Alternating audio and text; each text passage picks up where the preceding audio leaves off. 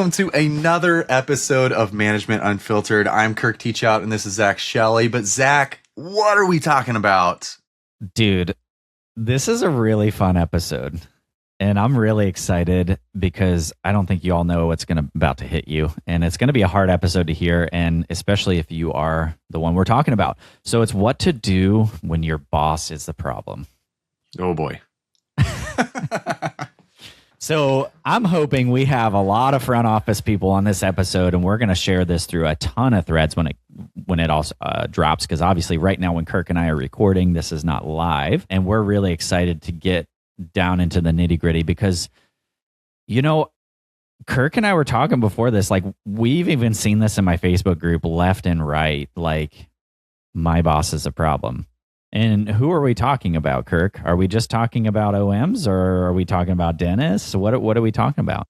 We're talking about everybody. So I see this a lot, obviously, because I work with like primarily single practice owners with just one doc and you know, a team. Sometimes they have an OM, but I see this a lot with practice owners that they are the problem. Their team knows they are the problem, and so their team is trying to figure out how to navigate. Well, you know, when I'm talking to them, they're just like, well, we want to do that, but the boss won't let us do that. I'm like, oh my goodness. So we got to figure out a strategy on how to get the boss to figure out that it's their idea. So that way we can get things on board and go from there. Right.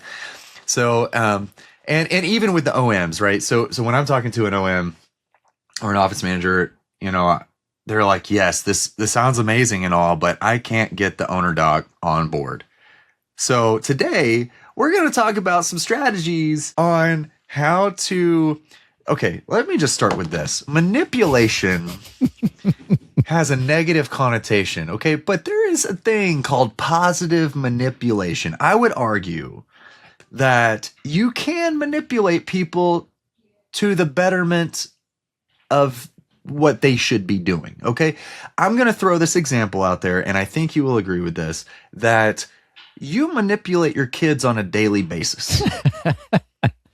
Yeah. Right? Yeah. To get them to make a good decision, you know what's best for them, you know what's best for the practice.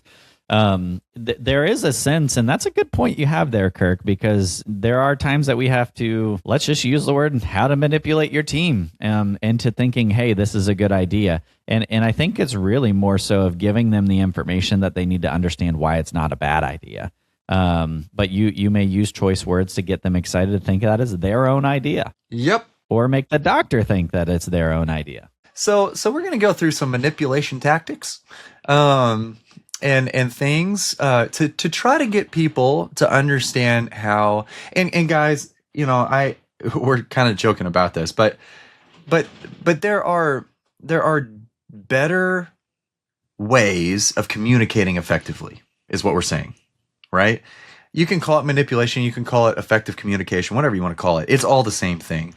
But really, it's the same thing we have to use as leaders to lead down in hierarchy, to get a team on board, to see why it benefits them, because everybody's selfish, right?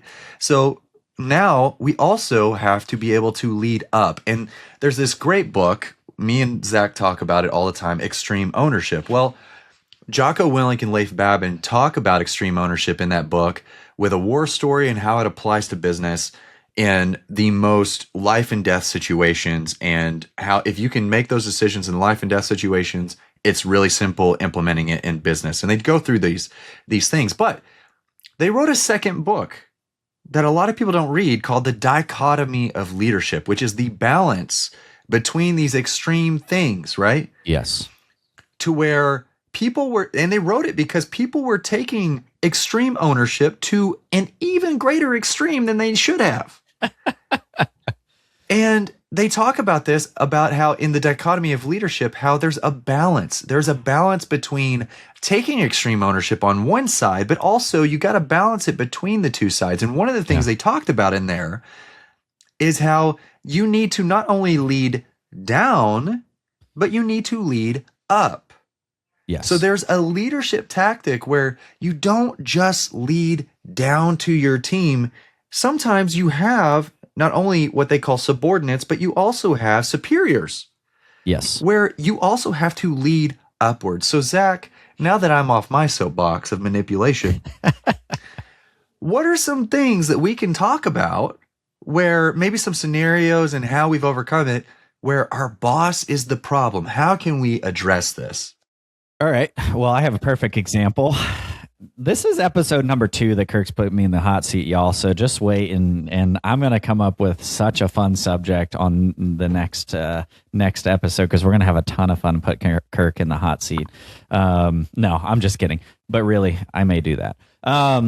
So specific situation, and Doc, if you're listening to this, I love you, and you're a great dentist, and you know what you did, and I'm making it sound really bad, but it's not. So one of the providers in our office, I'm not going to use any names just for the sake of any of not asking permission about this, but just to be super cool about it. He loved to shorten appointments. As short as possible for his treatment. And he's a very, very quick dentist, but a great clinician, to where he was the problem because the assistants did not have time to flip rooms. They ended up running behind. And then he's complaining of, hey, they're running behind. You should be able to do this. And so this is where my leadership came in, and I had to lead up and coach him because he's an associate, but he is the assistant's boss. And there are things that he is allowed to delegate and say, hey, you need to do this or do this, because they work, in theory, they work for the practice, but they do work for him because that's their doctor. Does that make sense, Kirk? Yes. Yeah, 100%. There's a hierarchy of leadership there. Yes. So I had to go in and really explain, like, hey, doctor, you want to make more money? And he's like, well, yeah. I said, well, if your assistants quit, you're not going to make more money. And he's like, whoa, what do you mean? And I said, well, quite frankly, I'm just going to lay it out to you very frankly. They're very pissed off, and they're not happy working with you because they don't have enough time. They don't feel like they hear you when they speak up and say, hey, I need more time, or I lengthen the appointment. You go back and shorten it. What is this balance that we can create? How much time do you actually need for these procedures? And I'm going to request that I add an extra 5 minutes just for them to be able to have a little buffer to breathe. Because I can guarantee you, when your assistants are happy, they're going to work harder for you. But if you piss them off, it's going to tighten things up. Your production is going to decrease. And mind you, he's the top producing dentist in the practice. So I think he did like 1.6 last year, somewhere in that realm. So he's a very, very good dentist and produces a lot. But using that tactic of what you were saying, Kirk, of manipulation, I know he wants to make more money. So that's how I entered my thing. Hey, doc, you want to make more money? Oh, yeah. How do we do that? Oh, perfect. Here we go. Here's the conversation. Well, you stop doing what you're doing. Yes. So we have to be able to come in with tactics of not saying, doc, you're making me angry and I don't like what you're doing. Do you think anybody's going to listen when you say that? No. Hey, doc, can we have a conversation really quick? And I would coach our team of saying, hey, you can have a conversation with a doctor. They're not above you in the sense of being another human being that you can talk to. Yes, they're a dentist and they hold a higher license, and there's a hierarchy there. But you can have a conversation without being disrespectful, saying, hey, I don't like what you're doing, and this is what needs to happen. And that's how I kind of trained my team members into, oh, I don't feel like I can talk to him. Well, have you tried? That's the first question I ask. Have you tried? A lot of them don't, because we have this mindset of them being standoffish. Some of it is a theoretical mindset, and some of it is actual fact, and they've seen it. So that's where I'm going to pinpoint the doctors right now. If you're not approachable, docs, you need to stop that right now and be approachable to your team. And I'm not saying let them just come complain to you all the time. You need to set boundaries. You need to set times when they can talk to you, but say, hey, I'm open. If there's deficiencies that you see, that we can have a conversation. Does not mean it's going to change, but I am open to talk about it and see what your ideas are to figure out if there is a barrier here that we can break. And so what I did with him is like, hey, I understand, but are you going to squeeze in another appointment in between these two? He's like, well, no, not really. I was like, so we can extend this, right? And not piss them off. And he's like, all right, you got a point. So we were able to start finding a balance. And then it's also going to the assistants and saying, hey, I talked to him. This is what we're doing. And they're like, thank you so much. And then they would go in and say, hey, doc, I really appreciate you giving me that time. And they'd start opening up. And that started breaking those barriers of them feeling comfortable to have that conversation with the doc. So I think there's a big play that the OM can foster the initial conversations to break those barriers of you, doc, being a massive problem in your practice. And then once that barrier is broken, then they start building that rapport and the comfortability to talk. So there is going to be a balance of this, though. Like I said, the balance is them not just having this open door policy of just walking in and shooting the breeze with you. Like, it's constructive time is saying, knock, knock, knock. Yes, come in. Hey, doc, do you have a couple minutes? I wanted to discuss about the schedule really quick. No, I'm getting ready to hop into op and num. Let's talk later today. At the end of the day, I have a cancellation. Let's talk then. Set a time, set an expectation, tell them no. Even if you have 5 minutes usually is not enough time to talk. Tell them no. Start setting that barrier from the beginning so they understand, okay, oh yeah, they said no, they don't have time. So I'm going to come back when they told me to come back. And then that also gets them into that mindset of, I can't just walk in and start this conversation. That's where you can be more productive. Then you have time of saying, hey, real quick, before you leave, what is it exactly you're wanting to talk about? Well, on the schedule, I'm noticing these appointments are this, this, and this. And you might be like, oh yeah, just make sure that the front office, they're not confirming it. I'll talk with them. And then the conversation's over. Or it's like, yes, we do need to sit down and talk of it. You can buffer this and start putting those layers in like an onion in Shrek and be able to go through each one of these and figure out what's the ones that I actually need to have conversations with and what's ones I don't need to. And it actually will start to bring your team in such a tighter niche together that you're going to be so much more productive in the long run. Guys, I just want to point out that I just asked one question and he just yapped for 10 minutes straight.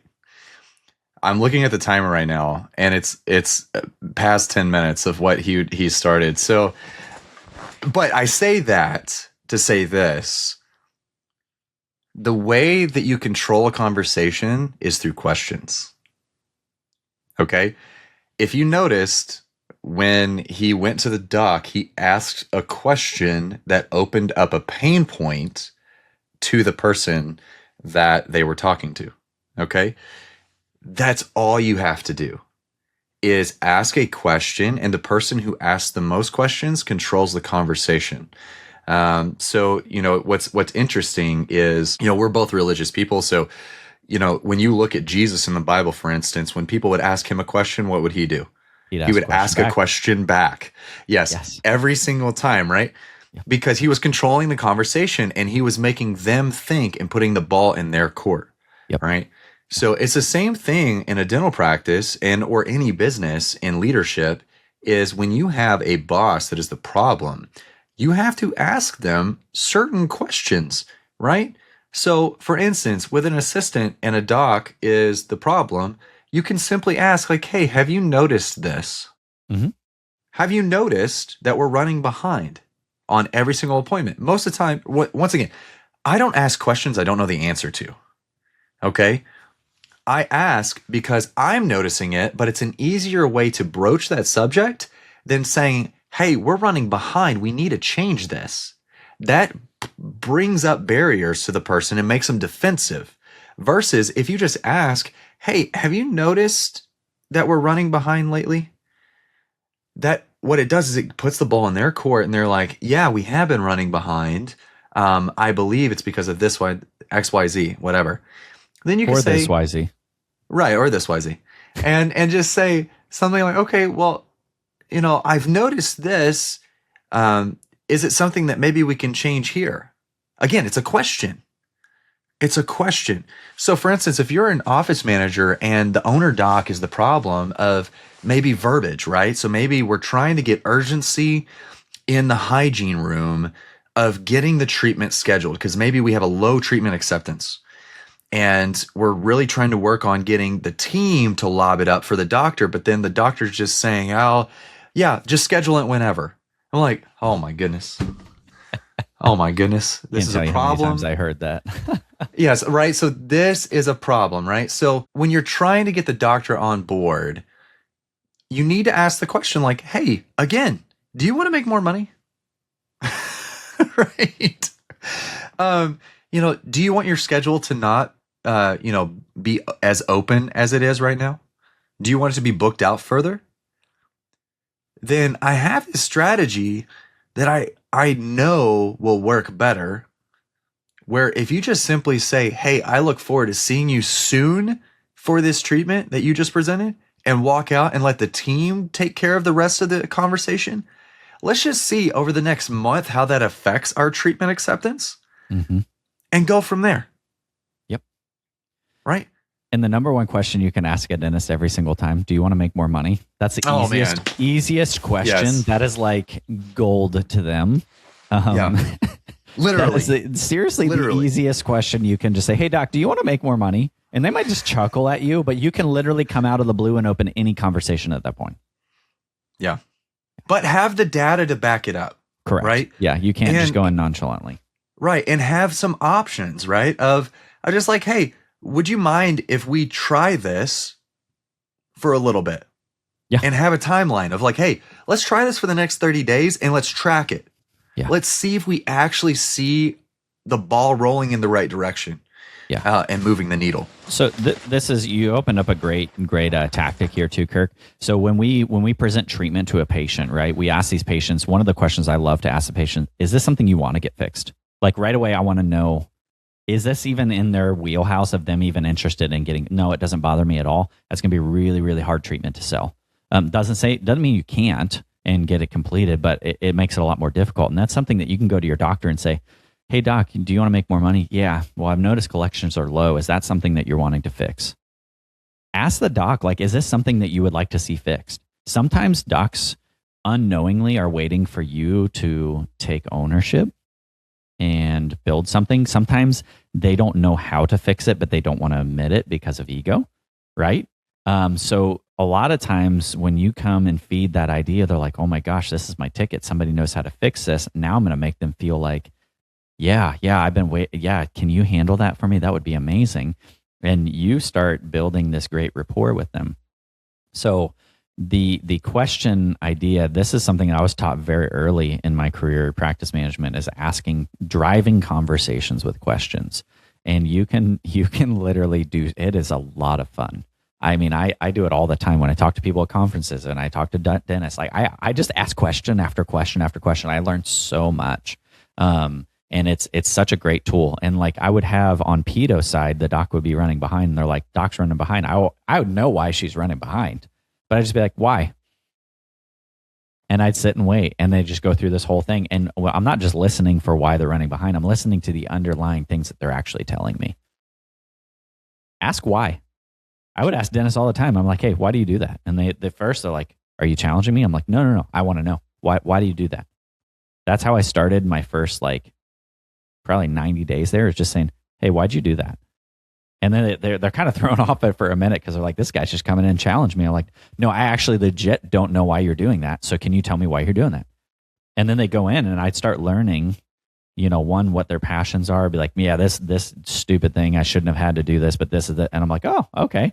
And they come in and be like, why are you doing that? And sit there while they're looking at x-rays. Why'd you treatment plan a crown over a filling on this one, or vice versa? Why'd you do a filling and not a crown on this one? Well, let me tell you. And they go in and start explaining all these things. You start learning so much, and your dentist will start being like, dang, this person's hungry, and start breaking that barrier of like being the problem. Now you're actually a huge help for your team. Yeah. And go ahead. I was just going to say, so being the problem dentist or OM, start asking your team members questions back. Like start going and saying, hey, are you wanting to learn more? Do you want to start, being able to handle this for me? Find out if they want it. And then you're also going to find out the longevity of these team members at your practice. That's back to that phrase, right? You don't ask a question you don't know the answer to, but you play dumb, right? There's this really great CEO that talks about like playing dumb, like he's a 3-year-old just asking why, like you're saying, right? It's like when somebody comes to him with something, it's like, well, didn't I hire you for that? Right? It's like, I hired you to do that. Why are you coming to me, with that? He just plays dumb. It's like, I have no idea. That's why I hired you. Right? Now that's obviously a much different tactic for a much higher ranking person, but still, it's like, if you can ask a question, you can steer people to actually think for themselves. What? Amazing thought. to actually get people to be proactive instead of reactive. We talked about on the last episode the 1-3-1 rule, right? If they have a problem, they come to you with options. And the funny thing is that most of the time they don't come to you anymore because they figured out the option, right? And then if they do come to you consistently, then instead of just giving them the answer, you ask them, did you do your 1-3-1? Right? And they're like, oh no. I'm like, okay, do the 1-3-1 and then come back to me if you don't have a problem, like a solution. Like, okay, cool. Guess what? They don't come back most of the time because they're being proactive. So even then, the questions that we can ask, do you want to make more money? Do you want to produce more? Do you want to not have as many holes in your schedule? Do you want to Do you want to have less chaos in your schedule, right? Yeah. These are the questions you can ask if your boss above you is the problem. Yep. Then have the ammunition and the facts and solutions. Don't come to them complaining because that's not going to help anything.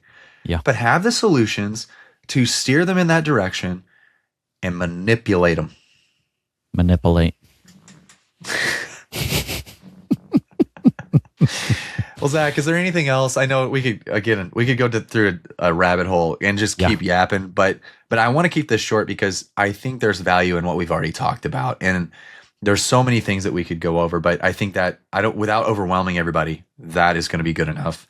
So, is there anything else you think that we need to hit on before we end it? No, but just the last thing for you, Docs, I'm picking on you today. Look at the pain points. Really listen to what your team is saying. Don't just hear the complaint, but really dig down and listen to what they're saying. Why are they saying it? Am I a factor in that? And if you can answer yes to those, start asking your team, hey, are you struggling with this? Start asking your team the questions. Do you feel supported? Do you feel like you have the time you need? Do you feel, and you're going to, unfortunately, you're going to open a box of things that you don't want to hear, but it then gives you an opportunity to fix them. So take that and grow from that, build from that, and just learn that that's your team giving you the opportunity to fix it rather than them walking out on you. Until next time, guys, hit YouTube.